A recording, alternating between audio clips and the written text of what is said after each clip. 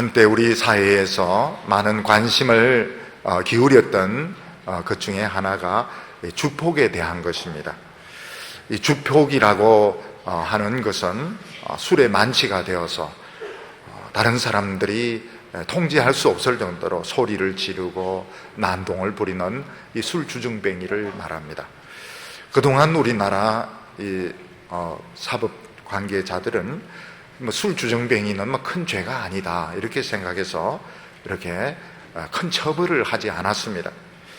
그랬더니 이런 주폭들이 가정에서도 막 폭력을 휘두르고, 또 여성들이 경영하는 이런 식당이나 술집 같은 데 가서도 막 땡깡을 부리고 돈도 안 내고, 또 파출소에 붙들려 오면 막 경찰을 때리고 파출소 의자를 부수고 이러는 바람에 참 경찰들도 감당하기가 어려웠습니다. 그런데 정부의 이런 태도가 바뀌면서 주폭들도 다 엄벌에 처하고 감옥에 다 집어넣는 것으로, 사실은 주폭은 감옥이 좋습니다. 왜냐하면 거기 들어가야 술도 끊고 정신도 들어오기 때문에 그 바른 결정을 내린 것이죠. 그러니까 주폭 한 사람이 딱 없어지니까 온 시장이 정상적으로 돌아가고, 주폭 한 사람이 없어져도 온 가정이 평안하다, 이런 이야기들을 사람들이 하고 있습니다. 우리 예수 믿는 사람들이 주로 상대할 수 있는 사람들은 대화가 통하는 사람들입니다. 대화가 통하는 사람은 어떻게 해서든지 설득을 할 수 있는데, 술을 마시고 막 소리를 지르고 귀신 들린 사람, 정신이 이상한 사람, 이런 사람들은 도무지 상대를 할 수가 없는 것입니다. 한 번은 제가 서울에 있을 때 누가 전화를 걸어서 받았는데, 받자마자 막 겁에 질려가지고 막 우는 겁니다. 그래서 누구시길래 이렇게 전화를 걸자마자 막 이렇게 막 우느냐 이랬더니 제가 잘 아는 그 결혼한 자매였습니다. 근데 그 자매하고 그 남편은 신앙이 참 좋습니다. 천사 같은 사람들입니다. 진짜 복음적인, 헌신적인 이런 분인데, 그 시아주버님이 이 주폭인 겁니다. 그래가지고 이 재수신데 전화를 걸어가지고, 너희들 뭐 예수 믿는다고 잘난 체하고 돈도 안 바치는데 내가 지금 가서 칼로 다 찔러 죽인다, 막 욕이란 욕은 다 퍼부으니까 겁이 나가지고 이거 어떻게 해야 될까 싶어서 저인데 전화를 한 겁니다. 근데 저는 서울에 있고 그 자매는 전라도에 있으니까 어떻게 가서 이거 도우려고 해도 도울 수가 없습니다. 그래 가만히 생각해 보니까 되게 술 마시고 전화로 욕하는 사람들은 겁쟁이들입니다. 겁이 많으니까 술 마시고 욕을 퍼붓는 겁니다. 그래서 제가 그 자매를 안심을 시켰습니다. 안 온다, 안 오니까 걱정을 하지 말라고. 그래도 혹시 헷가닥해가 올지 모르니까 집만 한 3일 정도 비워라 이러니까 굉장히 그 안심을 하는 겁니다. 안 온다, 안 올 거다, 소리만 지르고 안 온다. 그리고 또 혹시라도 거기서 더 헷가닥해가지고 진짜 올지도 1000분의 1 정도 가능성으로 올지도 모르니까 집을 좀 비우라 이러니까 그렇게 하겠다. 그렇게 하고는 사실 안 왔습니다. 안 오고 그 뒤에도 아무 일도 없었습니다. 우리가 이 세상을 살다 보면 정말 말도 되지도 않는 그런 억울한 일, 정말 그 막무가내로 밀어붙이는 이런 사람을 상대로 해야 될 때가 있습니다. 이때는 도저히 이게 한두 사람의 힘으로 감당할 수가 없는 겁니다. 우리는 이제 이런 일이 일어났을 때는 빨리 기도를 부탁을 해야 됩니다. 혼자서 더 이상 참지 말고, 왜냐하면 이것은 긴급 사태가 벌어진 거니까. 병원으로 치면 에머전시 응급 환자가 생긴 것입니다. 병원에 응급 환자가 생기면 어떻게 합니까? 응급실에 전화를 걸면 의사나 간호사가 대기하고 있다가 이 배들을 밀면서 막 뜁니다. 그리고 응급 환자가 이 이동 침대에 딱 올라오면은, 영화에 보면 막 의사가 위에 올라타서 막 인공호흡하면서 밀어가지고 수술실로 들어가는 것을 볼 수 있는데, 근데 교인들 중에서 막 이런 정말 막무가내의 이런 어려운 일을 당했을 때는 이거는 긴급 상황이 벌어진 겁니다. 그래서 빨리 이걸 교회나 구역에 연락을 해서 합심 기도를 해야 됩니다. 합심 기도를 하면 하나님께서 그 위기를 머리털 하나 건드리지 못하도록 지켜주십니다. 이런 일이 초대교회 때도 일어났는데, 초대교회 때 막 부흥이 일어나고 병자가 안전뱅이 장애인이 치료가 돼서 막 뛰고 이러니까 대제사장과 바리새인들이 예수님의 제자들을 막 가두어서 협박을 하고 이래도 이 사람들 채찍에 맞으면서도 나가서 이제 복음을 전하고 이러니까 이제 정치권에서 싹 개입을 합니다. 그래서 헤롯 아그리파가 야고보 사도를 잡아서 죽여버립니다. 근데 반응이 굉장히 좋으니까 이분은 베드로를 죽이려고 가두어 놓았습니다. 근데 그냥 가둔 게 아니라 네 팀이 겨우 지키게 하고, 밤에 잘 때도 군인들 사이에 쇠사슬로 묶어가지고, 자는데도 묶어가지고 군인들 사이에 이 베드로를 자도록 했습니다. 근데 밤에 천사가 와서 베드로를 탁탁 건드리고 깨웁니다. 일어나라, wake up 이렇게 하니까 이 베드로는 이게 이제 환상인 줄 아는 겁니다. 이 비몽사몽간에 내일 죽을 사람이 또 잠은 또 왜 그렇게 깊이 자는지 모르겠어요. 일어나라 하니까 탁 일어났는데 쫙 쇠사슬이 풀리는 겁니다. 그리고 이제 천사를 따라 나가는데 그냥 문이 저절로 열렸다가 탁 닫히고, 그리고 병사들이 눈 뜨고 지켜보는데도 못 보는 겁니다.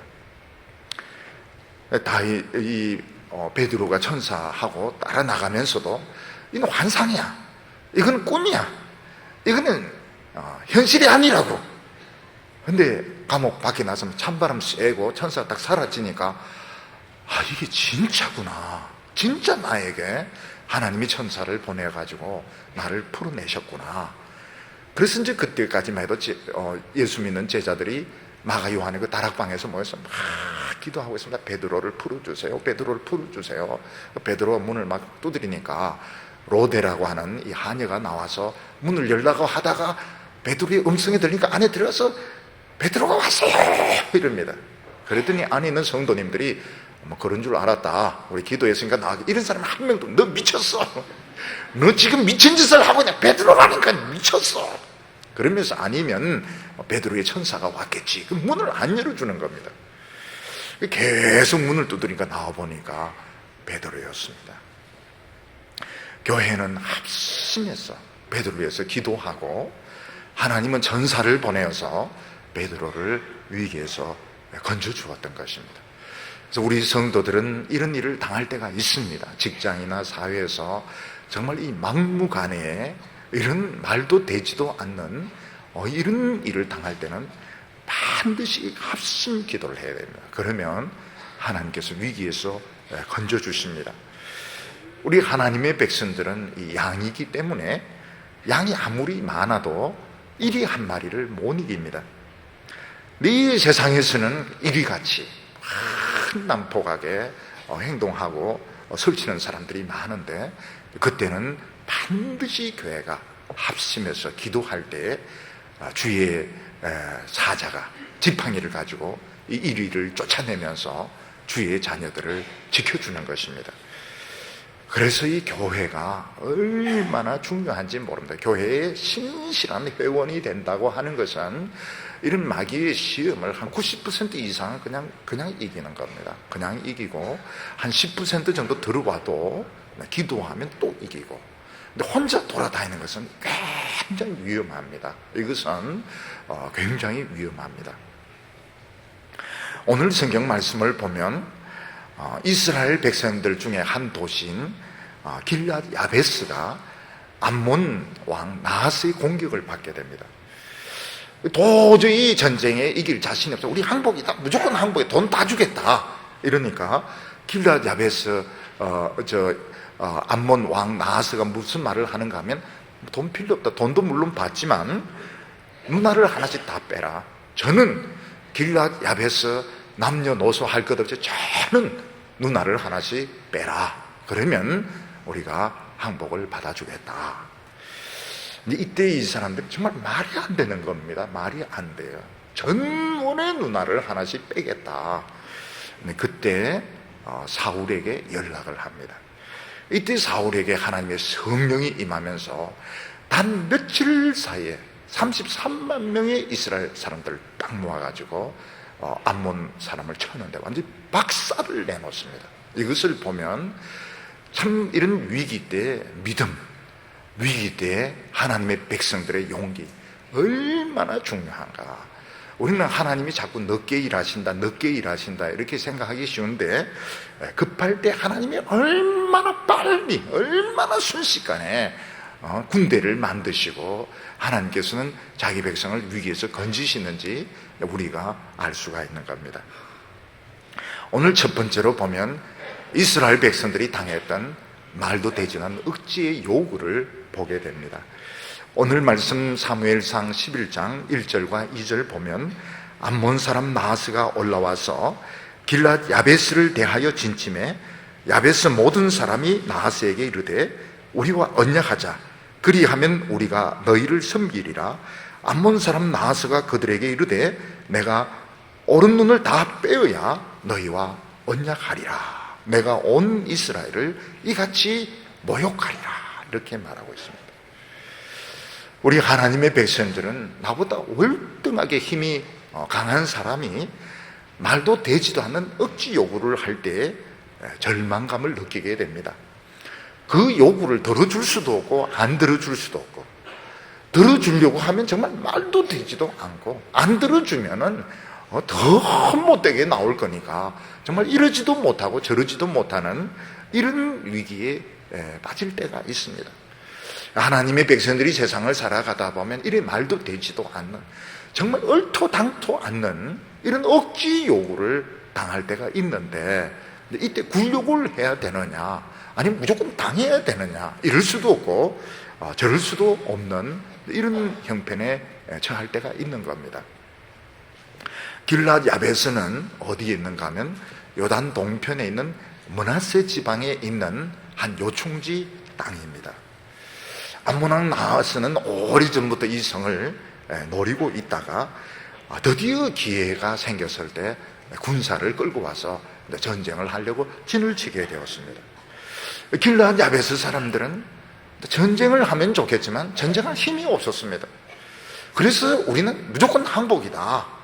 돈은 달라고 하는 대로 다 줄 테니까 우리 약조를 맺자, 언약을 맺자. 우리 항복이다. 돈 다 줄게.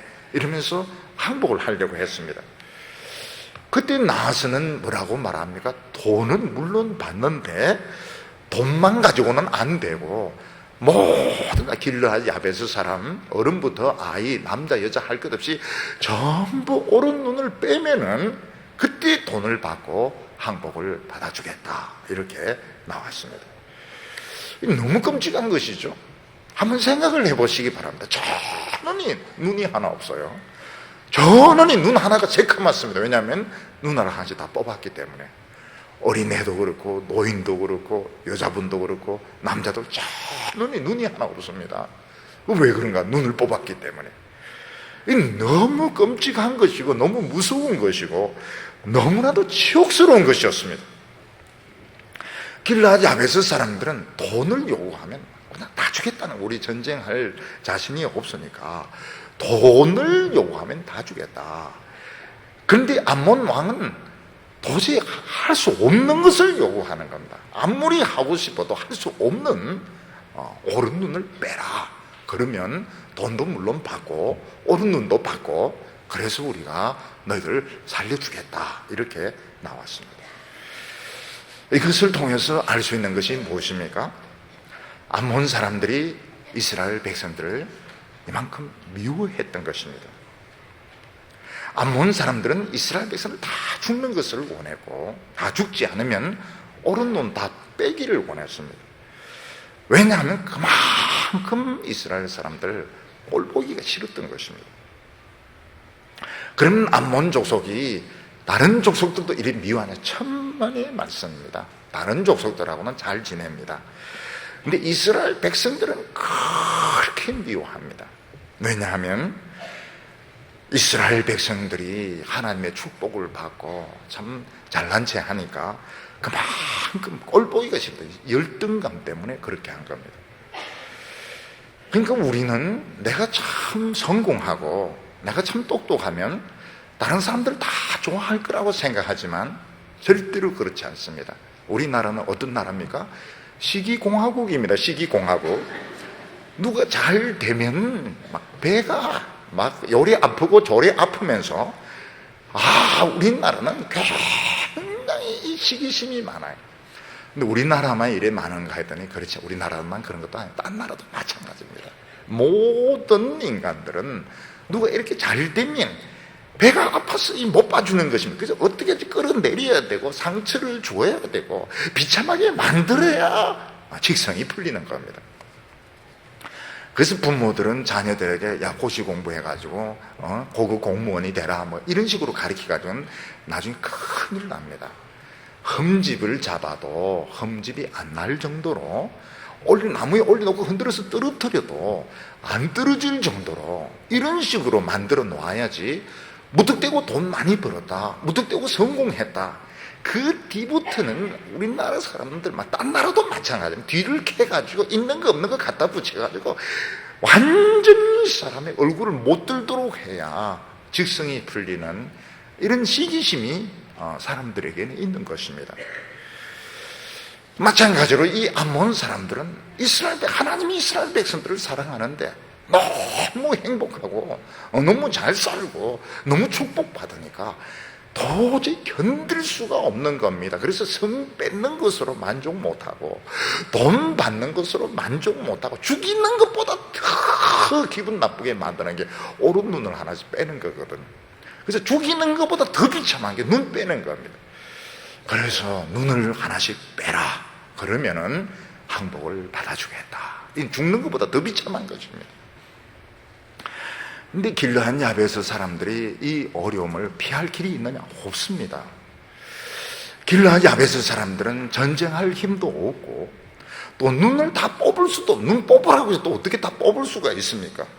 부부가 탁 앉아가 여보 사랑해, 눈 팍 뽑아버리고 서로 하나씩 한 눈씩 뽑아버리고 그 다음부터는 뭐 반밖에 안 보이고 말이야. 당신 얼굴 반쪽밖에 없네. 왜냐하면 눈 하나씩 다 뽑아버렸으니까요. 참 이게 말도 안 되는 것이죠. 근데 요럴 때 자칫 잘못하면 강경파가 찬스를 잡게 됩니다. 우리 눈을 못 뽑겠다, 이런 것에 대해서 우리는 죽을 각오를 하고 싸워야 된다. 죽을 각오하고 싸우면 죽습니다. 다 죽습니다. 힘은 없는데 강경파가 이제 덕지하면 다 몰살을 하는 겁니다. 요럴 때 굉장히 주의를 해야 됩니다. 감정적으로 나가지 않도록 주의를 해야 됩니다. 하나님의 백성들이 한 번씩 어려움에 빠져, 이럴 수도 없고 저럴 수도 없고. 그러니까 하나님의 백성들이 시험에 들었다는 게 뭡니까? 이럴 수도 없고 저럴 수도 없고 계속 어려움만 계속되는 겁니다. 이렇게 피할 수도 없고 저렇게 피할 수도 없고, 변명할 수도 없고 입 다물 수도 없고 어떻게 해도 안 되는 그런 위치경에 탁 빠지는 것이 시험에 든 겁니다.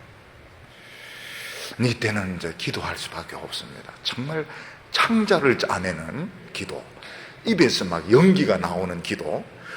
거북선이 왜 입에서 막 연기가 나올까요? 뭣도 모르는 사람, 그 안에서 불 떼니까 연기 나오죠. 속이 타니까 연기가 나오는 겁니다. 하나님의 백성들이 막 이럴 수도 없고 저럴 수도 없고 속이 정말 탑니다. 입에서 막 담내가 나는데 거북선같이 입에서 막 연기가 나듯이 그렇게 답답한데 피할 길은, 그때 이제 기도는 진짜 진실한 기도를 합니다. 지금까지 기도는 뭐 어떻게 기도하면, 기도했는지 안 했는지도 잘 모르고 식사 때도 막 주여 믿습니다 이러면서 막 그냥 막 퍼먹고 막 이러더니 이때는 막 정말 두 손을 딱 모아가지고 그냥 한마디에 힘을 주고 간절하게 그러면서 이제 기도하는데, 진작 좀 그렇게 기도해야 되는데 우리는 이 미련해서 어려움 당하지 않으면 그 자세가 안 나오는 겁니다. 그 자세가 나와야 되는데. 근데 이때 야베스 장로들이 믿음이 있었습니다. 3절에 보면 야베스 장로들이 이르되 우리에게 일회의 유예를 주어 우리로 이스라엘 온 지경에 사자를 보내게 하라. 우리를 구원할 자가 없으면 내게 나아가리라. 내가 가리라. 그 뒤에 뭡니까? 누나를 빼리라. 이렇게 되는 겁니다. 근데 보통 사람들 같으면 이런 굴욕적인 말을 들으면 막 즉시 화를 냅니다. 그리고 막 거기서 덤벼들어서 막 목을 조르려 하고 이러면 지는 겁니다. 또 백성들은 이런 말을 들으면 우리 눈알 다 뽑혔구나, 막 눈 잡고 막 통곡하고 이러는데 이것도 도움이 되지 않습니다. 근데 이때 장로들이 굉장히 침착합니다. 이 정말 위기 가운데 침착한 것은 벌써 하나님이 함께 하시는 겁니다. 다니엘서에도 보면 너부갓네살이 참 이상한 꿈을 꾸고 나서 모든 박수들, 수사들, 점쟁이들 불러서 내가 꿈 잊어먹어 버렸는데 꿈하고 해석을 알려내라. 그 박사들이 아유 왕이시여, 꿈을 이야기해 주셔야 해석을 할 거 아닙니까? 전부 다 잡아서 죽이라. 그래서 막 건의대장이 박사들, 술사들 막 잡아 체포하러 막 돌아다니고 있습니다. 그때 다니엘의 신분이 뭔가 하면 술사입니다. 애굽의 마술사입니다. 자격이. 그 건의대장인데 이야기합니다. 왜 그렇게 급하냐? 이렇게 중요한 꿈을 알아내고 해석하는데 어떻게 당장 되느냐? 시간을 좀 주어야 되는 거 아니냐? 이거는 진짜 시간을 벌기 위해서 하는 게 아닙니다. 진짜 이게 시간이 필요하기 때문에 그렇게 하는 것입니다. 길르앗 야베스 장로들의 그 참 어려운 이런 상황에서 하나님은 그들을 침착하게 만들었습니다.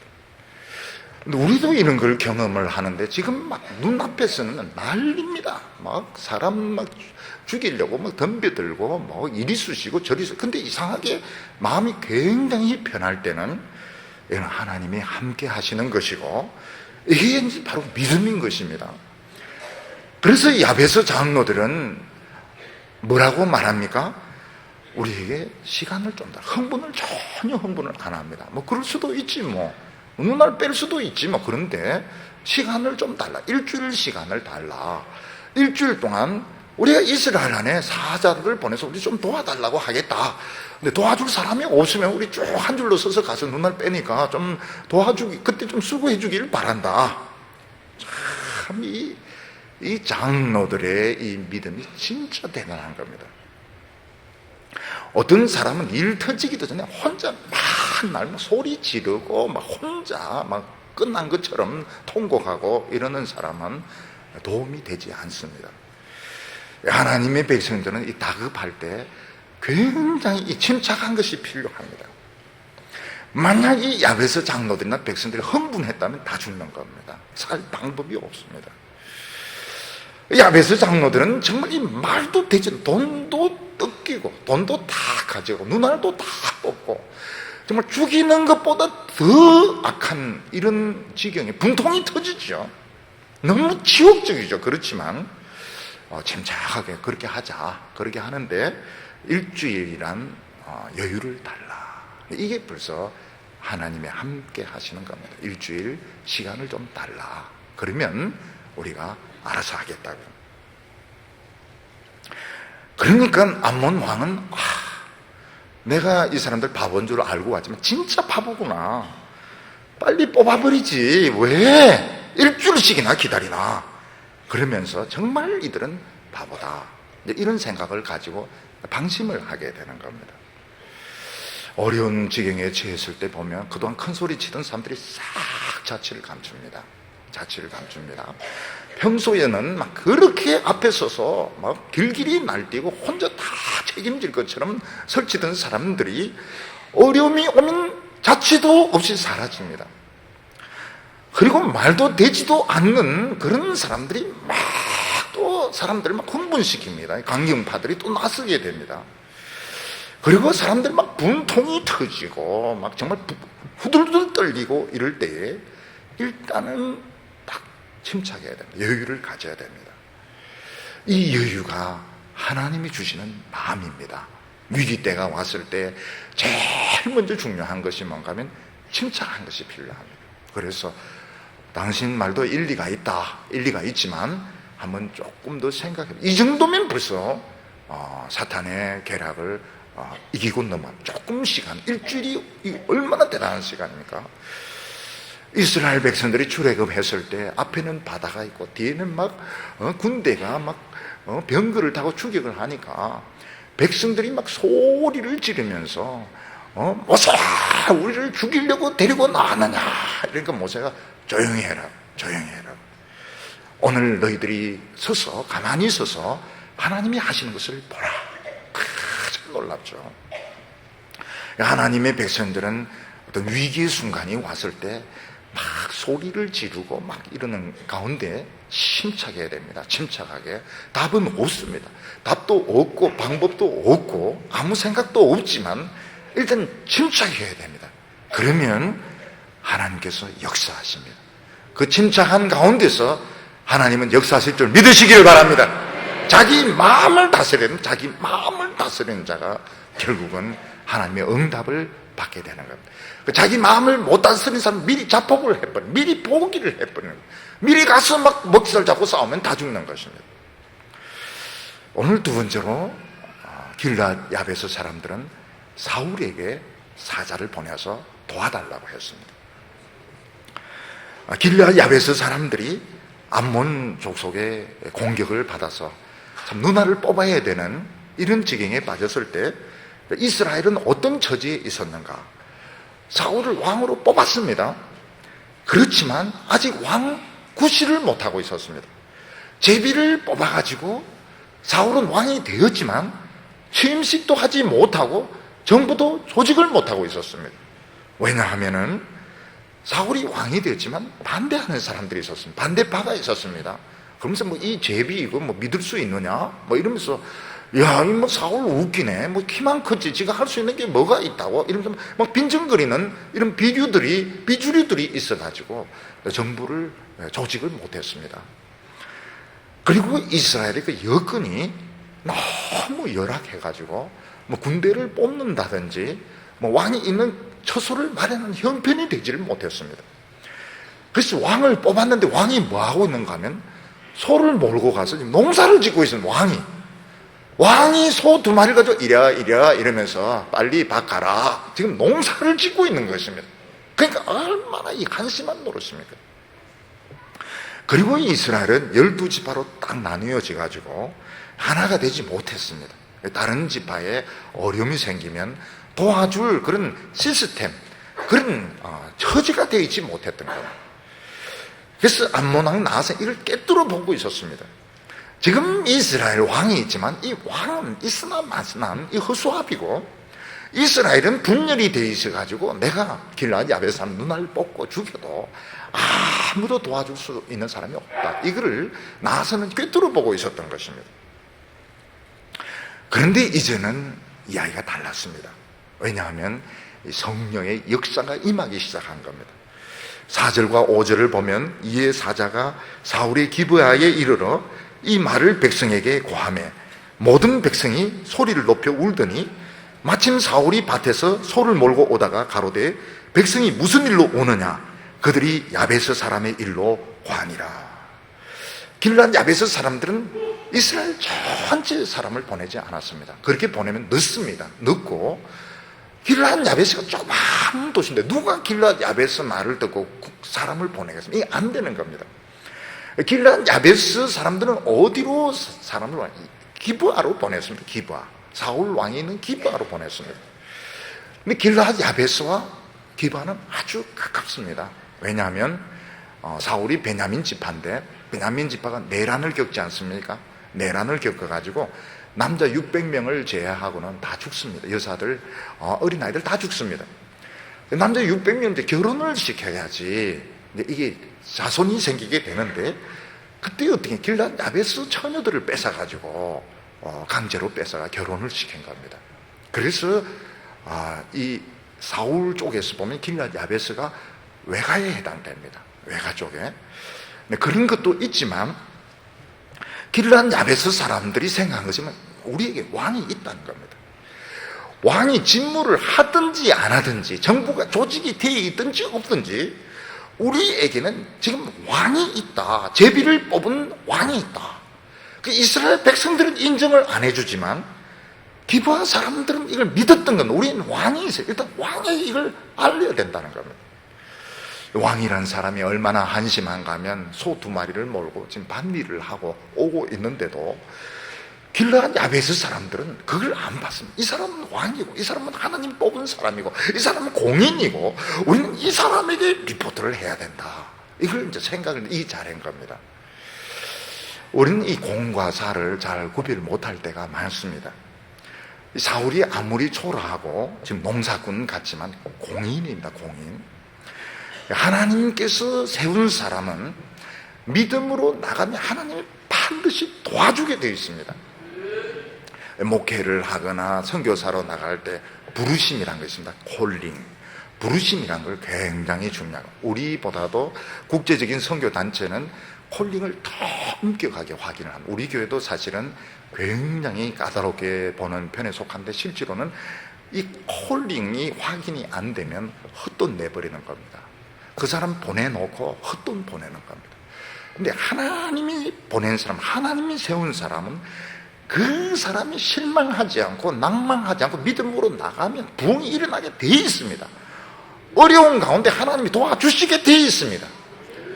이걸 사람들이 모르는 겁니다. 공과 사를 잘 구별 못하는 거예요. 공인이랑은 틀립니다. 공인이라는 것은 하나님이 공적으로 인정을 하셨기 때문에 믿음으로 나가면 역사가 일어나는 것입니다. 그래서 이 기브아 사람들은, 길앗 야베스 사람들은 공식적인 왕이 통치를 하든 못하든 상관이, 그건 그 사람들 사정이고, 우리 왕이니까 우리는 이런 어려움에 처했다 하는 것을 사울에게 알려주었습니다. 사람들이 길앗 야베스 사람들 말도 웁니다. 이스라엘 백성들이, 다른 이스라엘 백성들이 누나를 다 뽑게 되었고, 돈은 돈대로 뜯기고, 누나는 누나대로 뽑히게 되고 망하게 되었구나, 그 이야기를 듣고 웁니다. 사울이 듣고, 왜 울어? 백성들이 왜 울어? 그 이야기를 합니다. 사울에게, 길앗 야베스 사람들에게 이렇게 어처구니 없는 일이 생겼는데 우리는 힘이 없다고. 그때 하나님의 성령이 딱 임합니다. 이 성령의 역사가 놀라운 겁니다. 6절과 7절 보면 사울이 이 말을 들을 때에 하나님의 신에게 크게 감동되매 그 노가 크게 일어나서 한 결이 소를 취하여 각을 뜨고 사자의 손으로 그것을 이스라엘 모든 지경에 두루 보내어 가로되, 누구든지 나와서 사울과 사무엘을 좇지 아니하면 그 소들도 이와 같이 하리라 하였더니, 여호와의 두려움이 백성에게 임하매 그들이 한 사람같이 나온지라. 사울은 어떤 사람입니까? 굉장히 소심한 사람입니다. 덩치는 크지만 소심한 사람이 있어요. 사울이 얼마나 소심한가 하면, 암나기들 잃었을 때 그 암나기를 찾으려고 온 데를 다 돌아, 암나기에 완전히 사로잡혀 있었습니다. 이제는 암나기가 아니고 소 한 결이는 2마리입니다. 이 사람들이 막 울고, 길앗 야베스 사람들이 이런 어려움에 처했더니 성령이 임하는데, 사울이 어떤 사람입니까? 암나기를 죽이는 것도 생각 못하는데 소 2마리를 그 자리에서 죽여가 12동강을 딱 냅니다. 그리고 이 소 12동강을 이스라엘 전체 쫙 보냅니다. 그러면서 누구든지 사울과 사무엘을 따르지 않으면 그 집 소를 죽이겠다, 사람을 죽이겠다는 게 아닙니다. 소를 죽이겠다 이런데 사람들은 듣기는 나를 죽이는구나 이렇게 들었던 겁니다. 평소에 사울은 소심해가지고 소를 죽일 그런 사람이 되지 못합니다. 근데 성령은 사람을 바꿉니다. 성령은 소심한 사람을 담대한 사람으로 바꿉니다. 성령은 덜렁이를 치밀한 사람으로 바꿉니다. 성령은 소심한 사람을 굉장히 적극적인 사람으로 막. 성령은 사람의 성격을 바꾸고 능력을 바꾸고 지혜를 바꾸는데 이 성령의 역사가 사울에게 임하게 되었던 겁니다. 사울이 소 12조각을 내서 딱 보내니까 이스라엘이 이거 구워 먹으라고 보냈구나, 그게 아닙니다. 벌벌벌 떠 이스라엘 전체에 하나님의 두려움이 임하는 겁니다. 그러면서 그 순간부터 사울이 크게 보이는 겁니다. 야, 사울은 진짜 자격이 있는 사람이구나. 우리가 지금 사울의 부르심에 우리가 못 가겠다 이렇게 하면 소를 죽이지 않을 거다, 우리를 죽일 거다, 하나님이 우리를 죽일 거다. 사울은 너희 집 소를 죽이겠다 하지만 하나님이 우리를 용서하지 않을 것이라. 그래서 이스라엘 백성들이 모든 걸 내려놓고 몰려들게 되는 겁니다. 사울이 결정을 내려서 고기 조각을 보냈는데 이스라엘 백성들 중에서 건방지게 뭐 고기를 구워 먹고 이런 사람은 없었습니다. 전부 두려움에 떨면서 이 고기를 들고 전부 사울이 있는 것으로 몰려들었는데, 이것은 성령이 역사하신 것입니다. 성령은 하나님의 백성들의 마음을 하나 되게 합니다. 참 놀라운 것이 뭔가 하면 사람들은 하나 되기 어렵습니다. 우리 한국 사람들은 정말 하나 되기 어렵습니다. 왜냐하면 똑똑하니까요. 똑똑할수록 정말 하나 되기 어렵습니다. 뭐 공부한 사람들 절대로 하나 안 됩니다.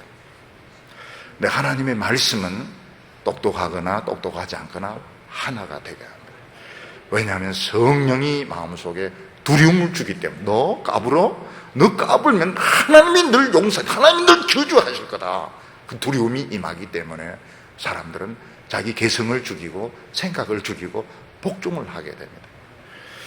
교회에서 우리 기독교인들 얼마나 똑똑합니다. 다 자기 생각이 다 있고 자기 교회관, 자기 선교관 전부 다 있습니다. 그런데 하나님의 말씀이 이렇게 선포되면 하나가 됩니다. 그런데 인간의 말을 자꾸 하면 어떻게 되는가 하면 꼭 분열이 일어납니다. 거기에 동조하는 사람이 있는가 하면 반대하는, 인간의 말을 가지고 가르치면 반드시 사람이 갈라지게 돼요. 싸우게 되어 있습니다. 이스라엘 백성들은 이 고기 한 조각을, 한 덩어리를 받고 상상할 수 없을 정도로 모이는데, 8절에 보면 사울이 베색에서 그들을 계수하니 이스라엘 자손이 30만이요 유다 사람이 3만이었더라. 단 며칠 사이에 몇 명이 모이는가 하면 33만 명이 모인다. 33만 명. 이거는 아마 예비군 훈련 해보면 알 겁니다. 예비군 훈련 해보면, 예비군 훈련하면 몇백 명 모이 숫자 세는데 오전 내내 걸립니다. 그래서 오전 내내 숫자 세다 점심 먹고 오후 내내 또 해야 되고, 왜냐하면 도망친 사람이 있으니까. 여러분이 10,000명 움직이는 것은, 10,000명을 소집한다고 하는 것은 이건 굉장히 어려운 겁니다. 그런데 33만 명이 단숨에 딱 모입니다. 이거를 어느 누구도 생각을 못했던 겁니다. 사실은 길랏 야베스 사람도 사울도 그리고 암몬으로 나와서 어느 누구도 생각을 못했는데 단 며칠 안에 33만 명이 딱 집결을 하는 겁니다. 근데 그게 바로 성령이 하시는 겁니다. 우리는 하나님은 일을 늦게 하신다, 늦게 하신다. 그건 우리가 준비가 안 돼서 그런 겁니다. 우리가 준비되었을 때 하나님은 굉장히 빨리 일을 하신다. 빨리 준비를 시키시고 빨리 일이 될 수 있도록. 이거를 어느 누구도 몰랐는데 사람들이 사울을 얼마나 우습게 알았습니까? 그리고 이스라엘 사람들은 이런 왕의 통치를 안 받아본 사람들이기 때문에, 누구의 통치를 안 받아본 사람은 잘 복종을 안 합니다. 다 군지렁거리고 불평하고 이러는데 33만 명이 단숨에 모이는 것은 성령의 역사였던 것입니다. 여기 이제 세 번째로 보면 사울의 용기가 나오게 됩니다. 사울은 전쟁의 경험이 없는 사람, 농사 지은 그것밖에 경험이 없는데, 전쟁을 시작하게 되었을 때 전쟁을 많이 해본 사람처럼 능숙하게 이 33만 명을 지휘를 하게 됩니다. 이게 놀라운 것입니다. 9절에 보면 무리가 온 백성에게 이르되 너희는 길랏 야베스 사람에게 이같이 이르기를 내일 해가 더울 때에 너희가 구원을 얻으리라 하라. 사자들이 돌아가서 야베스 사람들에게 고하매 그들이 기뻐하니라. 야베스 사람들이 어떻게 해서 살겠다? 바른 사람을 찾아갔기 때문입니다. 하나님이 세운 사람, 사람들은 없이 여기고 인정하지도 않고 정말 이 왕이란 사람이 농사를 짓고 있는 이런 사람이지만 하나님이 세운 땅을 믿고 갔을 때 구원의 역사가 나타나요. 그러니까 외모를 보면 안 되는 겁니다. 외모를 보면 당하는 겁니다. 근데 사울이 그 길랏 야베스 사신들에게 무슨 이야기를 하는가 하면 내일 더울 때는 이제 12시를 말합니다. 더울 때 너희들이 구원을 얻으리라. 뭐 구원 얻을지 어떨지 잘 생각해봐라, 이런 말이 아닙니다. 하나님의 사자가 맨 처음 하는 말이 뭡니까? 위로의 말부터 합니다. 다른 사람은 어떻게 문제를 막 두고 팝니다. 그래서 이것도 문제고 저것도 틀리고 저 사람도 처벌을 해야 되고 이 사람도 심판을 해야 되고 전부 다 틀렸다고 막 그렇게 이야기하는데, 하나님의 종들은 그렇게 말한, 그동안 너무 힘들었기 때문에 너무 많은 고통을, 야 봐라, 너희들이 그동안 신앙생활 똑똑히 하지도 않고 기도도 제대로 안 하고 헌금도, 그러니까 너희들 좀 눈알 뽑아야겠어, 뭐 이런 말 안 합니다. 위로부터 합니다. 위로부터. 그래서 하나님의 종들은 문제를 접근하는 방식이 벌써 틀립니다. 내일 더울 때에 구원을 얻으리라. 그동안 고생 참 많이 했다. 그동안 얼마나 힘들었느냐, 얼마나 속이 탔느냐. 이제는 내가 도와줄 테니까 내일 해 뜰 때에 모든 어려움은 끝난다. 그러니까 길라 야베스 사람들이 굉장히 기뻐, 너무너무 기뻐하는 겁니다. 하나님의 종들은 위로부터 합니다. 그래서 메시아도 보면 어때요? 위로부터죠. 위로하라, 위로하라, 내 백성을 위로하라. 너무 힘들었기 때문에, 먹고 산다고 힘들었고, 어려운 시험 때문에 힘들어했고, 기도한다고 운다고 힘들어했으니까 이제는 위로를 받으라. 위로부터 하는 겁니다. 성령의 위로부터 하는, 접근하는 방식이 벌써 틀립니다. 야베스 사람들은 용기를 내어서 한 번 더 암몬 왕을 찾아가서 음사를 떱니다. 10절에 보면 야베스 사람들이 이에 가로되 우리가 내일 너희에게 나아가리니 너희 소견에 옳은 좋은 대로 우리에게 다 행하라. 야베스 사람들은 막 좋은데 소리 지르면 어떻게 됩니까? 야, 내일 더울 때 구원받아, 이러면은 이건 이제 큰일 나는 겁니다. 미리부터 우리 속담하고 외국 속담 좀 비슷합니다. 우리는 미리 김치국을 마시면 안 된다, 외국 사람 미리 샴페인을 터뜨리면 안 된다 이러는데, 사실은 뭐 김치국이 더 좋죠, 몸에는. 근데 미리 이 발설을 하면 안 됩니다. 하나님의 백성들은 좀 무게가 있어야지 사람이 너무 졸랑거리면 안 돼요. 그냥 가만히 있어도 잘하는 겁니다. 그런데 여기서 한 번 더 이제 엄살을 떱니다. 이 장로들이 얼마나, 이 장로들이 참 훈련이 된 사람인지 모릅니다. 그래서 나스를 찾아가서 뭐라고 이야기합니까? 역시 생각한 대로 방법이 없더라. 내일 우리가 한 줄로 쭉 서서 우리 가서 눈 뽑을 테니까 좀 덜 아프게, 좀 잘 깨끗하게 이렇게 뽑아줬으면 좋겠다. 참 능청을 떨어도 이 정도는 이제 돼야 되는 겁니다. 이 정도로 우리가 내일은 우리가 나가서 다 뽑을 테니까 그때 참 잘 뽑아주기를 바란다. 그러니까 암몬 사람들이 이제 끝났다. 이제는 우리가 이스라엘 사람들 완전 짓밟았다. 죽이는 것보다 더 낫다는 거야. 죽이는 것보다 눈알 빼는 게 훨씬 더 보기가 좋거든요, 자기들한테는. 하나님의 백성들이 어려울 때는 딱 낮춰야 됩니다. 자존심 체면. 보통 때 왜 하나님의 백성들이 오만하다는 오해를 받는가 하면 너무 프라이드가 센 겁니다. 근데 어떤 위기가 딱 왔을 때 말도 되지도 않는 사람이 막 땡깡을 부리고 억지를 부를 때, 주여 저 사람 불로 태워주소서, 이래봐야 소용이 없습니다. 내가 그동안 오만했구나, 내가 하나님 앞에서 너무 잘난 체 했구나. 하나님 앞에서 다 낮추는 겁니다. 낮추면 살 길이 열리는 겁니다. 뻣뻣하게 너희들이 무슨 나를 뽑겠다고 하느냐, 이렇게 하면 다 죽는 겁니다. 야베스, 이 길라 야베스 장로들은 더 능청을 떨어가지고 내일 우리가 가서 한 줄로 서서, 한 줄이 너무 오래 걸리면 두 줄로 서서 눈알 뽑을 테니까 알아서 뽑아버리라. 이러니까 이제 암몬 사람들이 막 술 마시고 이제 완전히 방심을 하게 된 것입니다. 11절에 보면 이튿날에 사울이 백성을 3대에 나누고 새벽에 적진 중에 들어가서 날이 더울 때까지 암몬 사람을 치매 남은 자가 다 흩어져서 둘도 함께 한 자가 없었더라. 사울은 백성들을 밤에 이동을 시킵니다. 33만 명을 밤에 한숨 안 자고, 그러니까 초저녁에 이제 먹어야 됩니다. 초저녁에 이제 배부르도록 먹고 밤새도록 이동을 해가지고 새벽에 깊이 잠들 때 이제 기습을 하는 겁니다. 그러니까 암몬 자손들이 완전히 자기들은 이제 이겼다, 우리 끝났다 생각하고 있다가 새벽에 이스라엘 백성들이 막 들이치니까 완전히 박살이 나. 두 명도 같이 도망을 못 갑니다.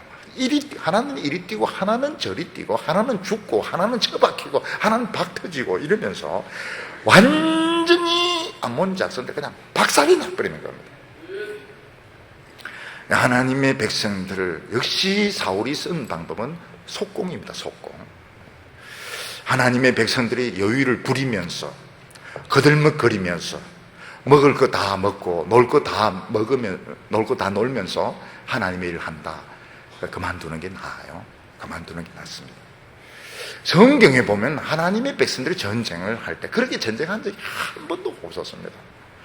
남이 안 잘 때 이동을 해야 되고 남이 놀 때 기습을 해야 돼. 이렇게 해서 이기는 것이지, 하나님의 백성들이 놀 거 다 놀고 먹을 거 다 먹고 구경할 거 다 구경하고 그리고 싸워서 이기겠다, 이거는 말도 안 되는 겁니다. 하나님의 백성들이, 저는 그렇게 생각합니다. 하나님의 음성은 아니고요, 제 개인의 음성인데, 하나님의 백성이 게으른 것은 저는 죄라고 생각합니다. 게으른 것은 죄라고 생각합니다. 그리고 하나님 백성이 침체된 것도 저는 죄라고 생각합니다. 어떻게 놀 거 다 놀고 어떻게 구경할 거 다 구경하고 먹을 거 다 먹고 어떻게 하나님의 일을 하겠다고 하는 거예요. 안 자야죠. 안 자고 안 먹고 안 놀고 삼일째. 그래 이제 사람들이 무슨 그러면 우울증이 안 오냐? 우울증 오지요. 우리는 우울증이 감기인데 뭐. 우울증 오면 그냥 약 하나 털어먹고 그냥 또 기도하고 이래가지고 또 나가고 이런 것이지, 뭐 우울증이 온다 해서 뭐 2년 입원하고 이럴 필요가 없어. 우리 늘 들락날락 거리니까요. 이스라엘 백성들, 하나님의 백성들은 그걸 우리 청년들도 있는데 남들 놀고 이럴 때 딱 책 가지고 딱 공부를 해야 됩니다. 공부를 해도 집중해서 해야 됩니다. 집중해서.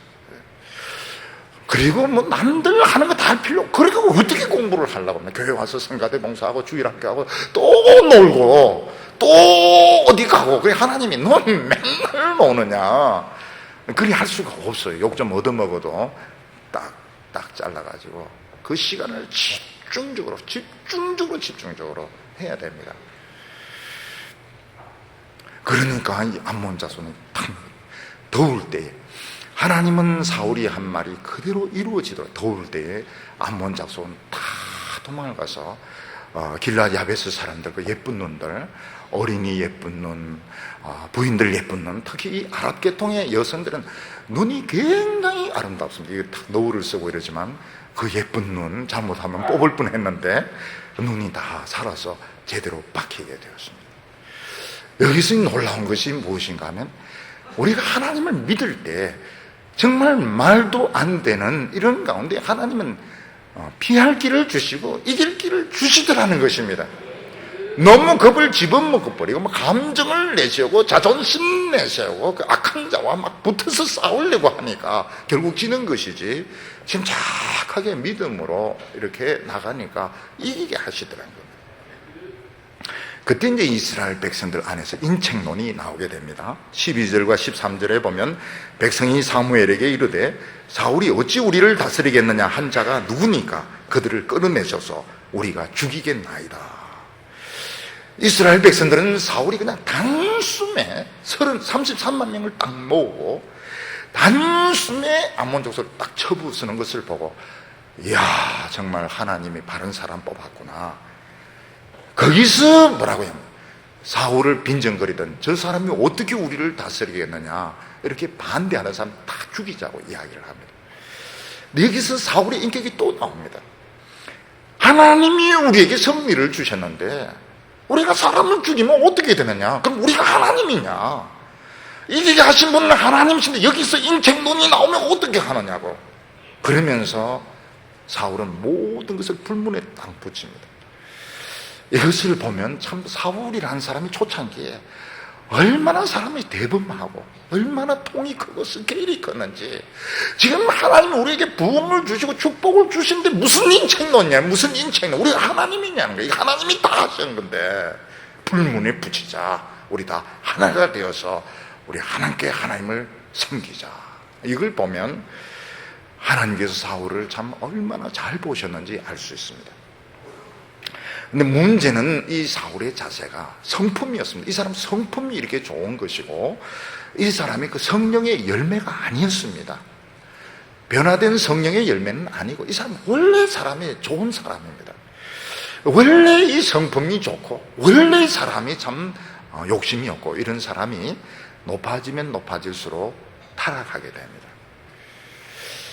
이 사울이 초기에 이렇게 순수했던 것은 타락할 시간이 적어서 그런 것입니다. 나중에 이제 시간이 흐르게 되고 사울이 권세가 높아지게 될수록 사울은 변하게 됩니다. 옛날같이 참 겸손하고 또 성령의 능력을 의지하고 그리고 관대한 이런 성품은 없어지게 되고 결국은 더 인간적으로 의심하게 되고 또 자기 중심적으로 변하게 되는데 변화되지 못한 성품인 것입니다. 근데 하나님의 이 사람은 어떻게 되는가 하면 이 변화된 사람은 오히려 처음엔 좀 치사합니다. 치사할 수도 있고 좀 스케일이 적을 수도 있고, 근데 이제 커지면 커질수록 자꾸 기도를 합니다.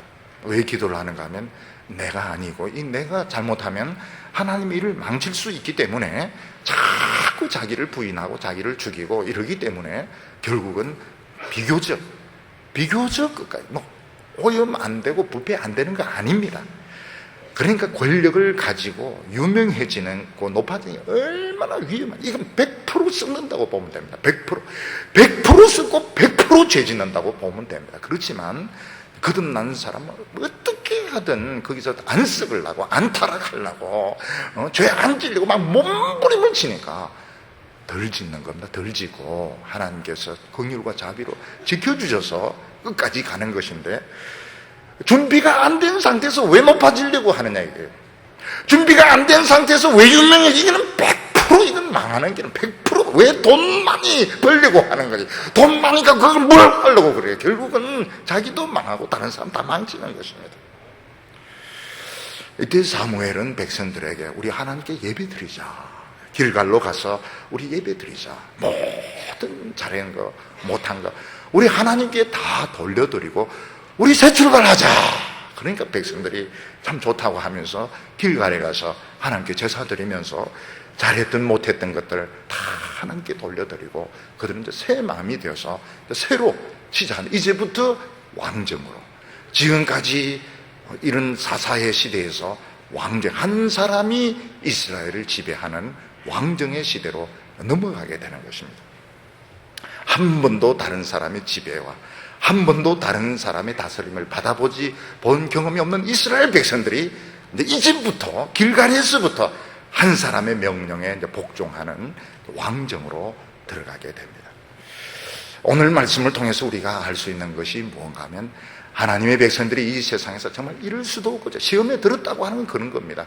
시험에 들었다는 건 이럴 수도 없고 이래도 걸려들고 저래도 걸려들고 완전히 함정에 빠졌을 때 그때는 합심해서 기도를 해야 됩니다. 이것은 병원에서 응급 환자가 생겨가지고 에머전시와 같기 때문에 합심해서 기도해야 됩니다. 이스라엘 백성들은, 하나님이 이스라엘 백성들을 이렇게 신속하게 33만 명을 며칠 만에, 이거는 오늘 현대에도 불가능합니다. 현대 이라크 전쟁할 때 미군이 이렇게 이동하는데 6개월 이상이 걸렸습니다. 오늘 현대도 헬기가 있고 비행기가 있고 트럭이 있고 이런데도 군사들 몇십만 명 이동하는데 6개월이 걸렸는데, 그 옛날 타닥타닥 걸어서 다니는 이 시대에 33만 명이 단숨에 모인 건 전부 뛰어온 겁니다. 뛰어온 거, 고기 한 덩어리씩 들고 막 달려온 겁니다. 이 성령의 역사죠. 하나님의 백성들은 어떻게 하든 시간을 아껴야 됩니다. 먹을 거 다 먹고 놀 거 다 놀고 전쟁에서 이길 수가 없습니다. 어떻게 하든지 루스 타임 없애야 됩니다. 쓸데없이 의형부형하는 거 이거 없애야 됩니다. 어떻게 하든 시간을 정말 조직적으로, 시간을 아깝게 이렇게 써서 우리에게 주어진 사명 잘 감당하는 우리 성도들 되시기를 축원합니다. 기도드리겠습니다. 거룩하신 하나님 아버지, 악한 마귀는 하나님의 택한 백성이라도 집어삼키며 무릇뜯기 위하여 우는 사자처럼 돌아다니는 이때에 주여 우리를 지켜주시기를 원합니다. 저희들이 참으로 눈이 열려서 하나님의 이 엄청난 세계를 보게 하여 주시고 늘 겸손하여서 기도로 우리 자신과 교회와 자녀들을 지키게 하여 주시옵소서. 악한 마귀가 소리 없이 접근해 올 때에 단숨에 물리치게 하여 주시고 주여 우리 자신을 복종을 지켜서 부패하지 않고 타락하지 않고 죄짓지 않는 하나님의 백성들로 끝까지 충성하도록 지켜주시옵소서. 예수님의 이름으로 기도하옵나이다.